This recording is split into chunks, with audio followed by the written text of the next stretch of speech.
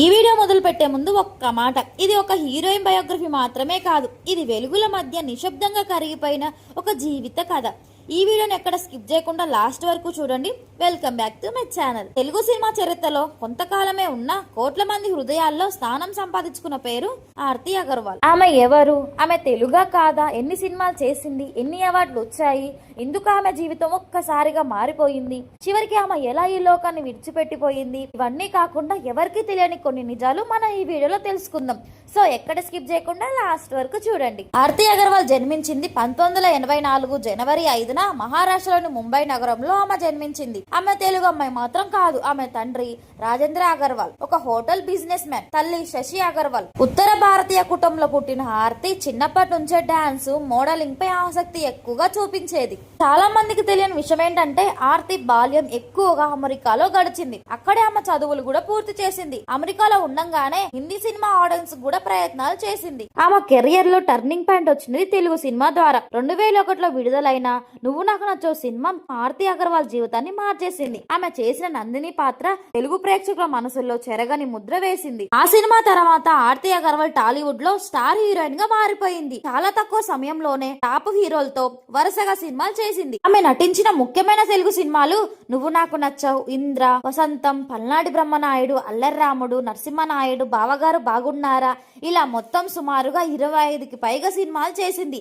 ఇలా తెలుగు సినిమాలు మాత్రమే కాదు, హిందీ, తమిళ్, కన్నడ భాషల్లో కూడా ఆమె సినిమాలు ఇరగ తీసింది. చాలా మందికి ఆశ్చర్యంగా అనిపించే విషయం ఏంటంటే ఆర్తి అగర్వాల్ కి పెద్ద సంఖ్యలో అవార్డులు ఏమీ రాలేదు, కానీ ఆమెకు వచ్చిన గుర్తింపు అవార్డుల కంటే పెద్దది. ఇక్కడ ఒక నిజం చెప్పాలి, ఆమె కెరియర్ పిక్స్ లో ఉన్నప్పుడు ఆమెపై బరువు తగ్గాలని ఒత్తిడి మొదలైంది. ఇండస్ట్రీలో లుక్స్ ప్రెజర్ పెరిగింది. ఇదే ఆమె జీవితంలో మొదటి పెద్ద షాక్. ఆర్తి బరువు పెరిగిందని ఆమెకి అవకాశాలకు తగ్గించారు. అది ఆమెను మానసికంగా చాలా దెబ్బతీసింది. చాలా మందికి తెలియని విషయం ఏంటంటే ఆమె డిప్రెషన్ తో బాధపడింది. ఆ కాలంలో మెంటల్ హెల్త్ గురించి మాట్లాడే పరిస్థితి కూడా లేదు. తన బాధను ఎవరికి చెప్పుకోలేకపోయింది. ఆమె ఇండస్ట్రీలో ఇన్ని బాధలు పడుతున్నా కూడా ఆమె వ్యక్తిగతంగా జీవితం చాలా సాఫీగా సాగిందా అంటే అది కూడా లేదు. కొన్ని రిలేషన్స్, వివాహం, తర్వాత విడాకులు, ఇవన్నీ ఆమె మనసుపై మరింత భారం వేశాయి. తెరపై ఆర్తి అగర్వాల్ గ్లామర్ తో ప్రేక్షకుల్ని ఆకట్టుకున్న హీరోయిన్, కానీ నిజ జీవితంలో ఆమె చాలా సింపుల్ గా ప్రశాంతంగా ఉండే వ్యక్తి. ఆమెకి పుస్తకాలు చదవడం, మ్యూజిక్ వినడం, ధ్యానం చేయడం అంటే చాలా ఇష్టం. టెంపుల్కి ఒంటరిగా వెళ్లడం, ప్రశాంతంగా ఉండడం అంటే చాలా ఇష్టం. కాలం మారింది, ఇండస్ట్రీ మారింది, కొత్త హీరోయిన్స్ వస్తూ ఉన్నారు. ఆర్తి అగర్వాల్ కి అవకాశాలు ఇంకా తగ్గిపోయాయి, కానీ ఆమె ఆశ మాత్రం వదలలేదు. మళ్ళీ తిరిగి రావాలని ఆమె ప్రయత్నిస్తుంటే విధి మాత్రం వేరేలా ప్రయత్నించింది. 2015 జూన్ 6న ఆర్తి అగర్వాల్ అమెరికాలోని న్యూ జెర్రీలో హఠాత్తుగా కన్ను మూసింది. ఆమె మరణం హార్ట్ అటాక్ తో ముగిసింది.